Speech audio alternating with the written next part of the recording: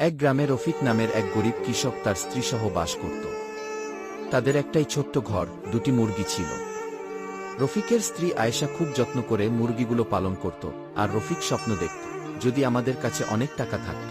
একদিন সকালে তারা উঠানে বসে চা খাচ্ছিল, তখন হঠাৎ একটা অদ্ভুত ঘটনা ঘটল।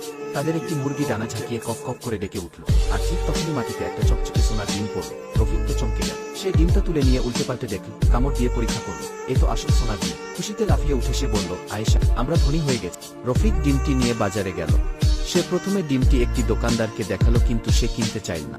তারপর সে ডিমটি অন্য একটি দোকানদারকে দেখালো, বলল, আমি এই ডিমটি বিক্রি করতে চাই।